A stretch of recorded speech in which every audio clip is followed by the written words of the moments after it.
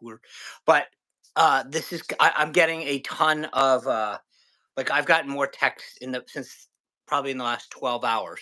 People freaking out the Iowa poll. What are you hearing? What are you thinking? So um, I think one of the cool things is you guys are knocking on doors. You're in these battleground states, and data drives it, not vibes, not like my cousin saw more yard signs, which you get a ton of, or I do. Honestly, quite look at like, hey, my friend said that I got more yard signs than I've never seen before. What does that mean? So, what do you walk me through like what you guys are seeing in the battleground states and add some numbers to it? You there? Yeah, absolutely. So You want first to thing, let's pick. I mean, what state do you think is the right one to start with? so Go ahead. Pennsylvania is probably, yeah. Can you hear me? Yeah, loud and clear. Okay. So I think first off, as of Sunday morning today, let's remember that 74 million ballots have been cast nationwide, which is a significant amount of early votes. 74 million ballots cast nationwide as of this morning. So the best state I think to look at for early vote is actually Pennsylvania. This is a state that is both a Senate battleground race and really incredibly tight for President Trump.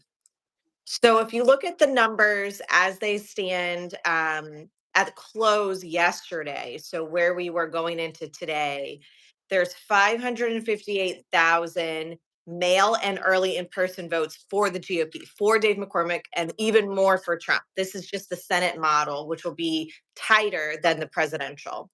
And Sean, there are still 129,000 unreturned mail ballots that are sitting on kitchen counters in Pennsylvania right now, tonight, that tomorrow they need to be chased in. They need to be returned. So Okay. when all of those ballots get in, we expect McCormick will come in around 687,000 ballots. Now, what does that mean compared to Bob Casey, who's running in for the Senate in Pennsylvania? And what does it mean for the Harris Waltz ticket? Well, Democrats have had a historical advantage in Pennsylvania because of the permanent absentee list. We've talked about this before on your show, Sean. It's the number one place that Republicans need to start chipping away. And they've actually done this. So kudos to Trump, to Dave McCormick and his campaign, to the efforts on the ground in Pennsylvania. We've been able to chip away at the Democratic advantage, which, let's think about it in context. This time in 2022,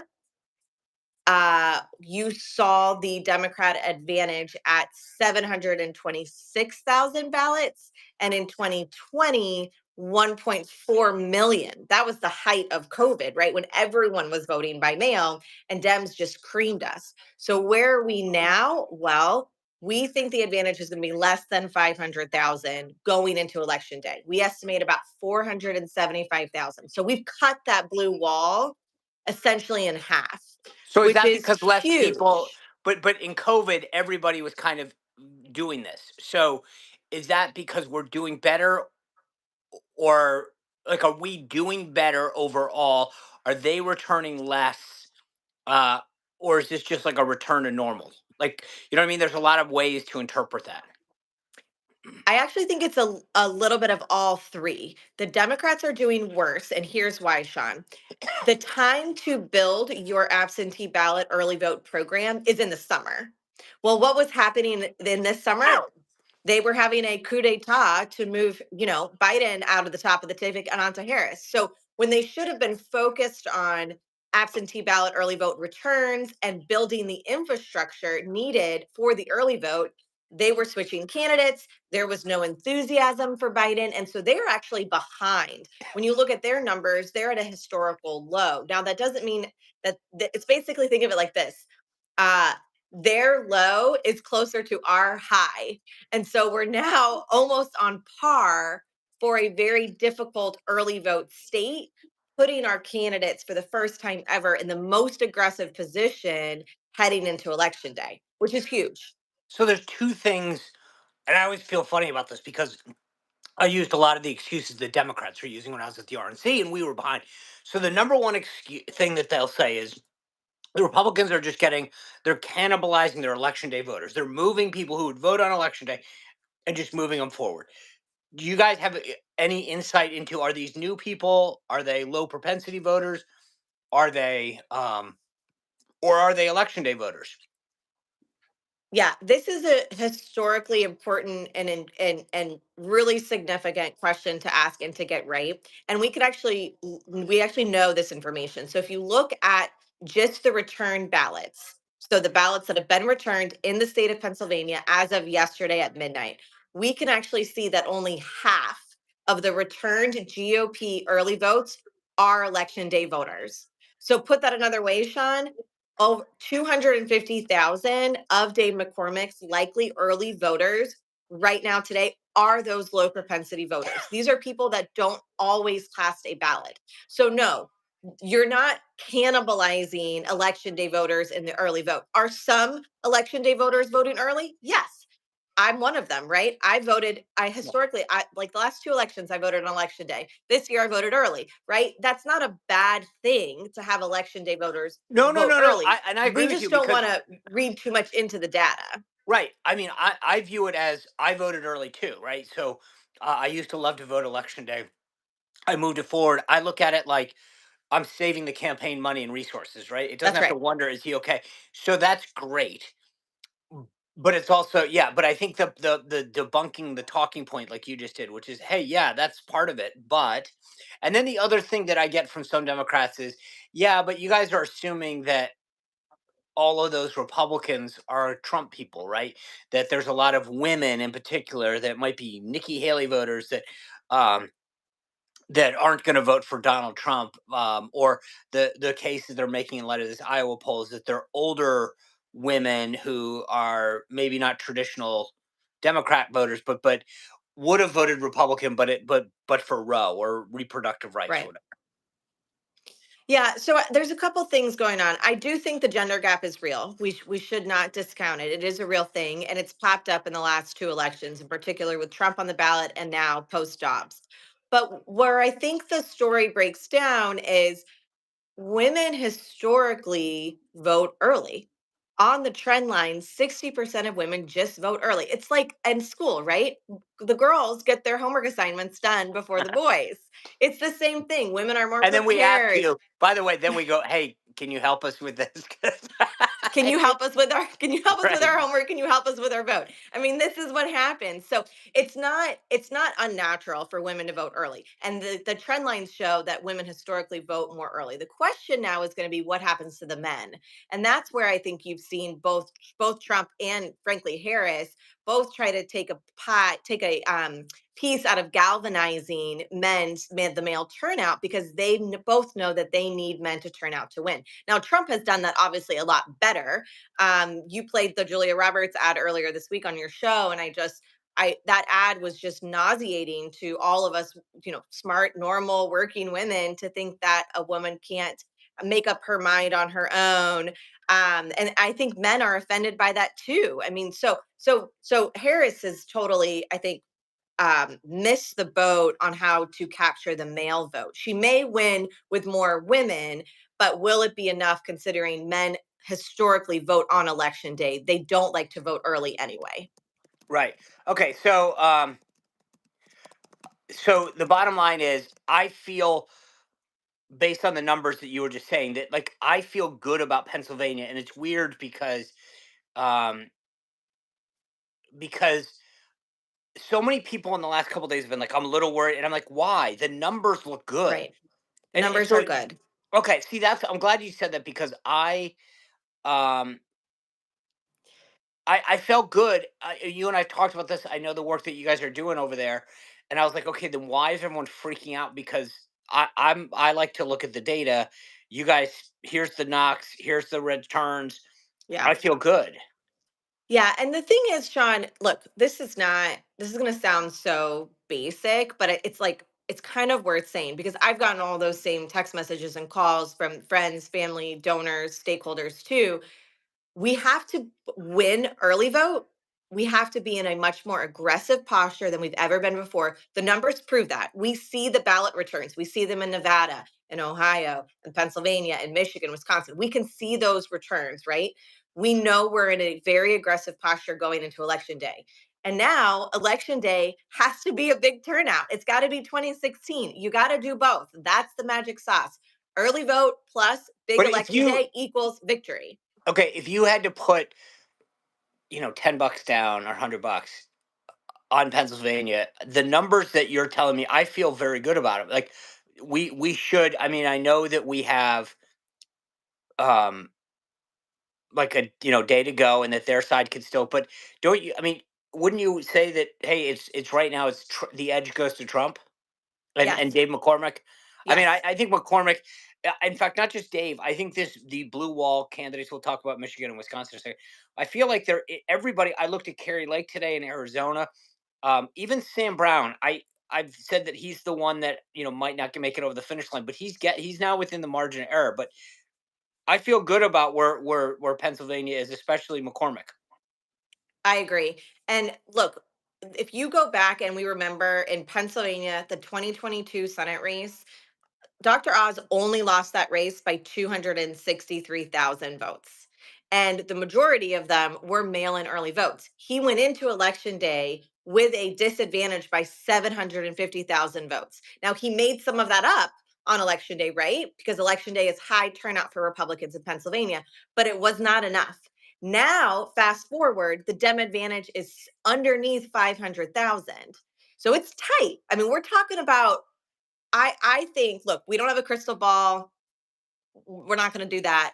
But if you look at the numbers and you just like do the math, you could have a situation where McCormick wins this race by less than 100,000 votes. I think, It's yeah, yeah, that tight. right. All right, let's move on. Let's talk. Let's keep going west. I guess Michigan. I've said that Mike Rogers is that sleeper Senate race. Alyssa Slotkin, the Dem, she's a current Dem congresswoman. She started sounding the alarm like 2 weeks ago, saying, hey, there's problems, and then the Democrats started to say, I think we've slowed that down. What do you guys see there? So Michigan is, I think, another incredibly tight state. 2.7 million ballots have already been cast in Michigan. The data is a little different for Michigan, so we can't get under the hood in the same way that you can in Pennsylvania because it's done by county. But what I will tell you about what we hear in from the folks that are on the ground in Michigan is that the fracturing of the Democratic base, in particular class and race, is unsustainable. Right, The historical trends of the Arab Democrat, the issue of the Middle East and Israel, safety and security, and how moms feel about their kids going to school in neighborhoods. All of these issues are fracturing that traditional Democratic base. And so I think in that regard, you've got Trump sitting in an incredibly strong position to win Michigan. I mean, potentially the strongest that he's ever been. Michigan and Wisconsin kind of put the blue wall together. And Rogers and Hovde in Wisconsin. And even though Sentinel Action Fund was not involved in either of those two races, we know the people that are running them, and they are smart guys that have done this before that put a premium on absentee early vote. So I expect to see strong numbers there as well. when you say you guys weren't involved, do you guys coordinate and say, "Hey, you guys take Wisconsin, we got Pennsylvania"? Is that how it works? That's exactly how it works. So, super PACs, which is what Sentinel Action Fund is, we can coordinate with other super PACs legally. We can have data share agreements in place, and we want to split the map up. So, when we chose the states that we were involved in, Pennsylvania, Montana, Ohio, and Nevada, we chose states that had two of which had a presidential overlap, two that didn't, that were Senate focused, like Montana and Ohio, that are critical for a GOP Senate majority. And then we knew other super PACs were going to go in and provide some of that outside support and outside muscle for those other candidates. So we wanted to fill the gaps, and I think because of that, not only has the RNC been able to focus on election integrity and lawyers and their ground game, but now the outside groups are really well coordinated to get across the map quicker and more efficiently, Sean. It's funny. I mean, back in the reporters are conditioned to how everything's supposed to work.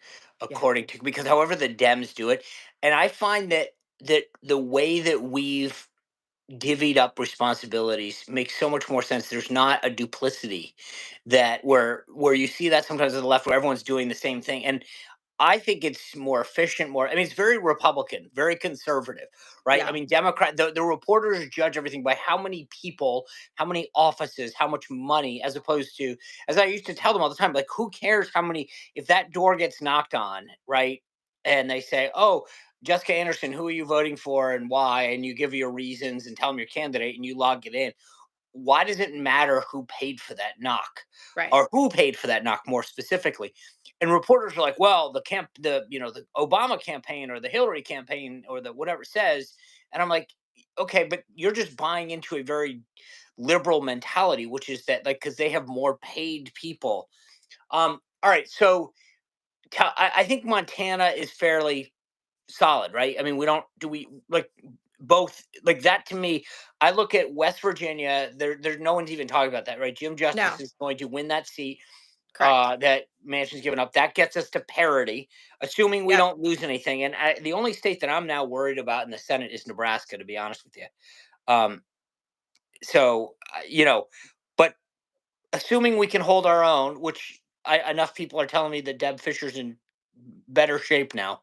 So the only ones that they ever looked at on the Dem side were Florida, Texas, and Nebraska.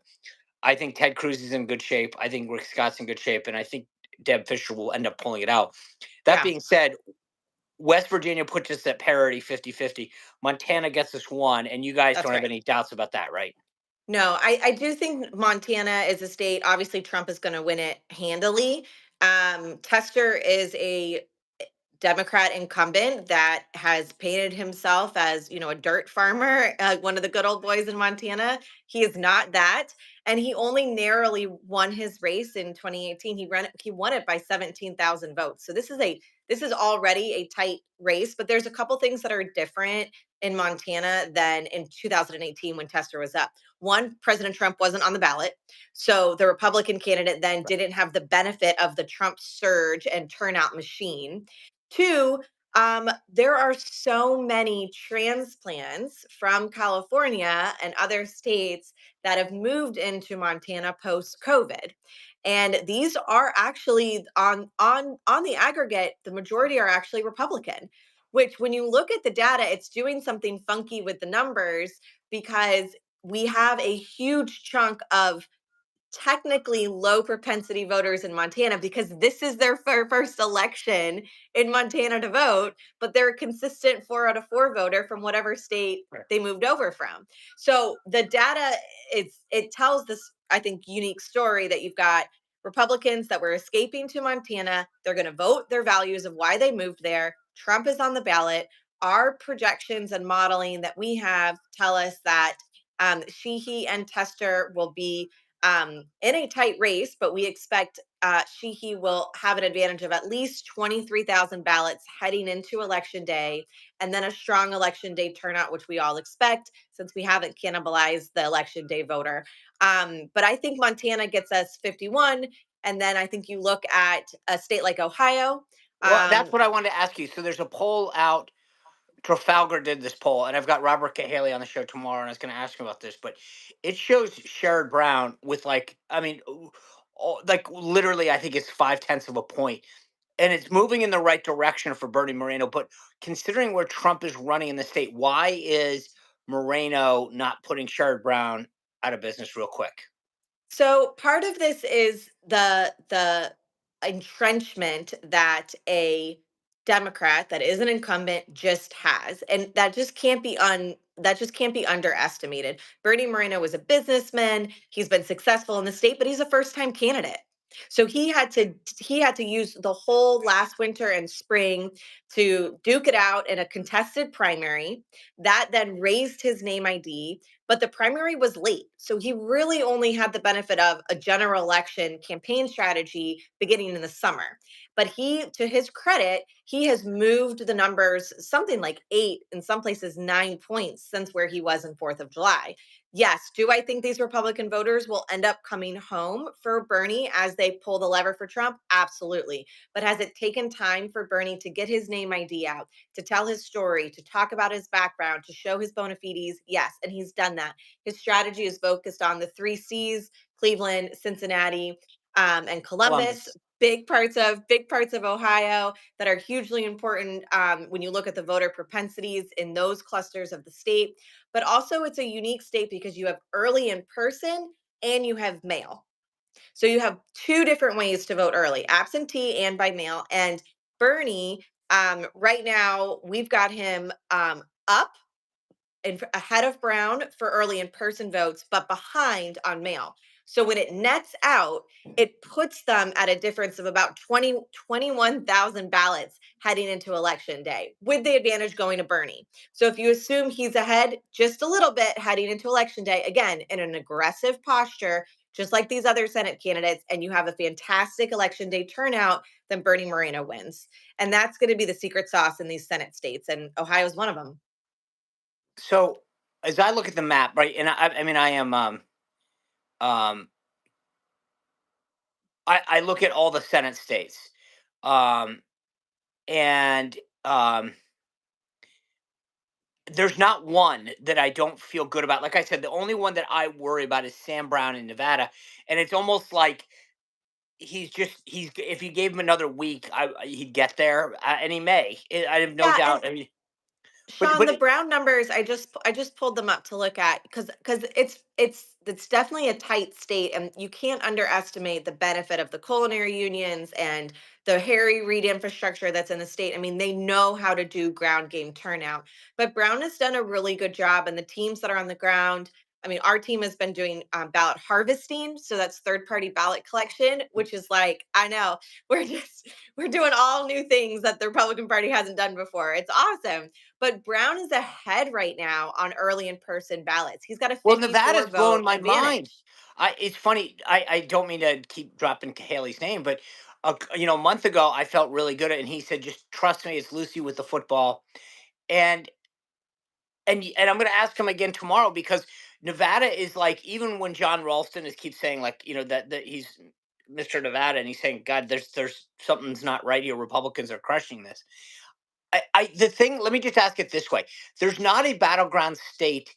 Normally, one of them. Nevada was it for me. There was one that I thought, okay, this isn't looking good, and then that came along. Right. I Hmm. worry a little bit about North Carolina. I worry a little bit about Michigan, but beyond that, I feel like good in every other state.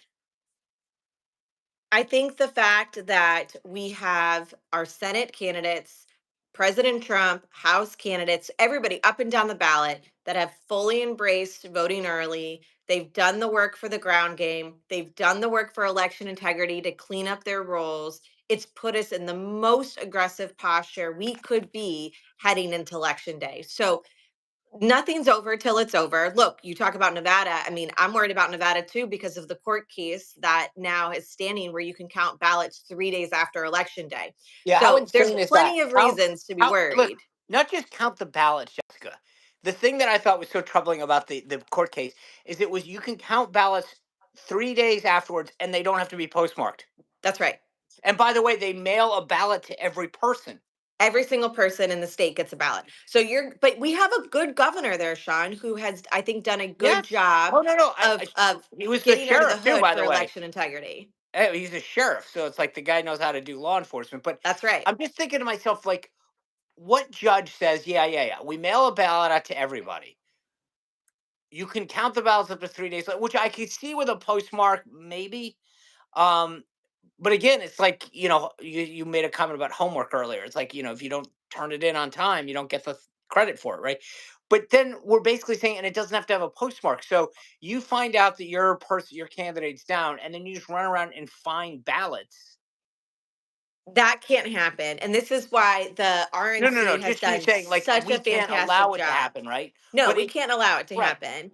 And this is why the RNC, like, kudos to them and the team on the election integrity front there. They're already deploying lawyers to these parts of the country that we know are going to be problematic. You just know it. You just know there's going to be a problem Right. there, and you have to have lawyers in the room that can see something, say something, and ensure that there's sanctity of the ballot. And so, look, Well, it's the tough other thing to is, it's I gotta believe this.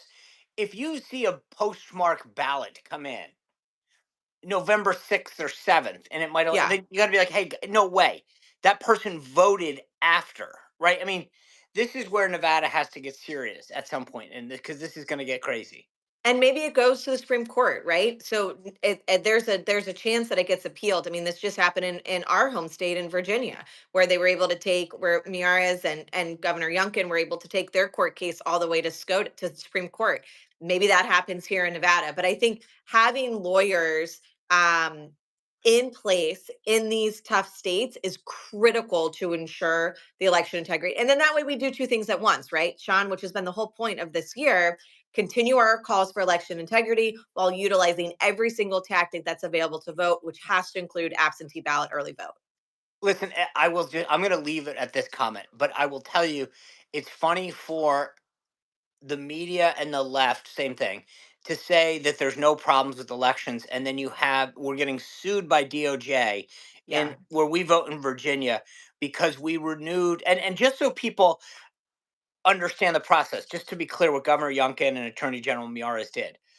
Virginia law that was signed by a Democratic governor and has been used by multiple Democratic governors since requires that when people register to vote, they have to attest to the fact that they're a citizen. Because if you don't, then it's illegal to vote. So these 1,600 people wouldn't affirm that they were citizens of the United States. Right.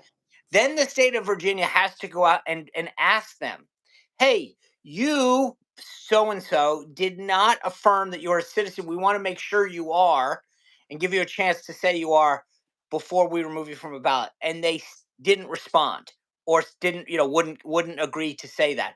Then they got removed. Then the Department of Justice, the Biden Harris DOJ said, no, no, no, we want to keep those people on the ballot.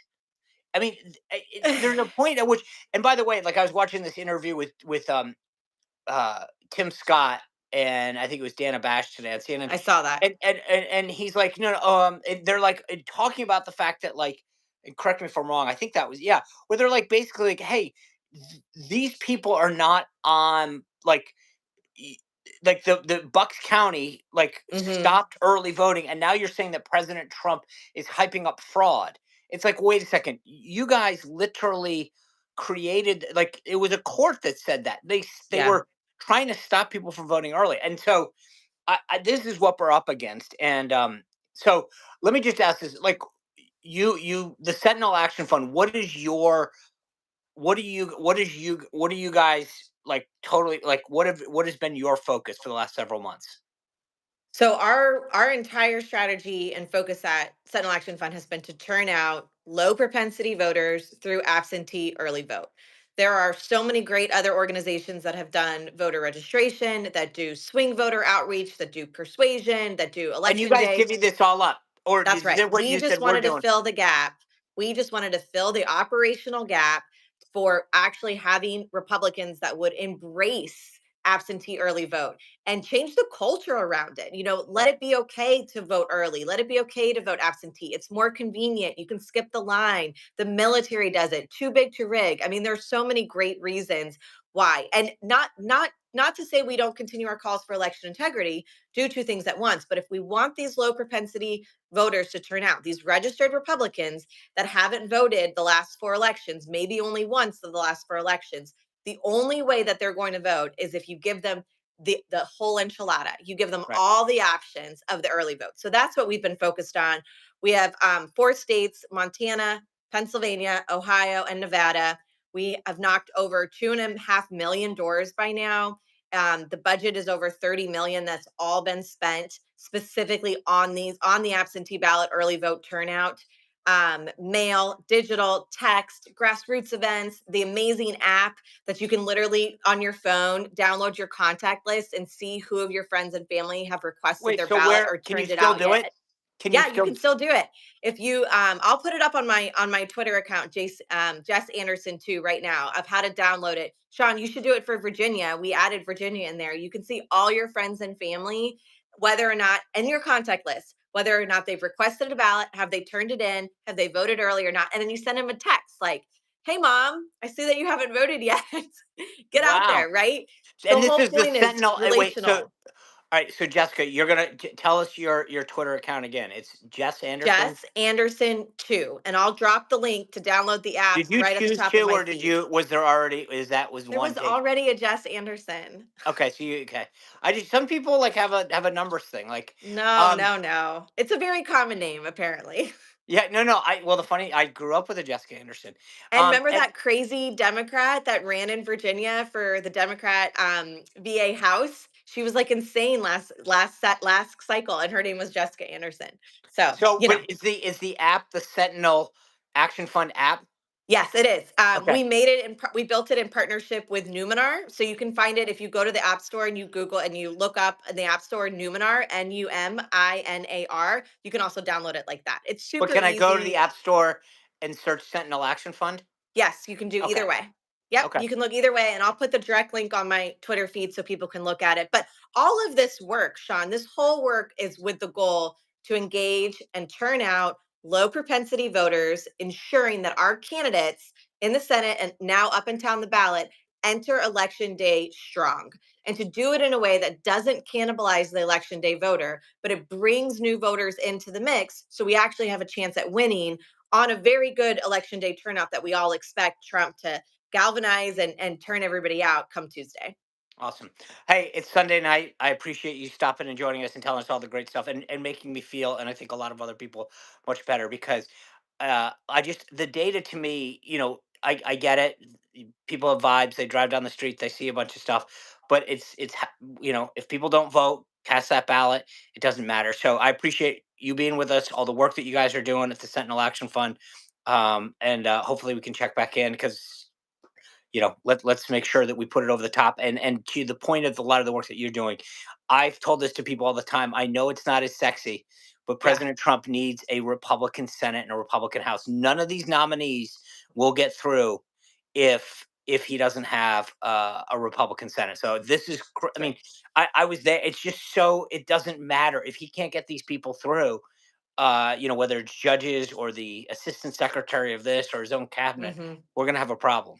Yep. So, A um, GOP majority is going to be his partner, and that's what's key in the Senate. He needs a partner to advance his agenda, and that's why this has been key. awesome. Thanks for joining us on Sunday night, and we'll check back in with you on election night, maybe election Yeah, day, the sounds day good. after. Thanks, All right. John. Thank you. Bye.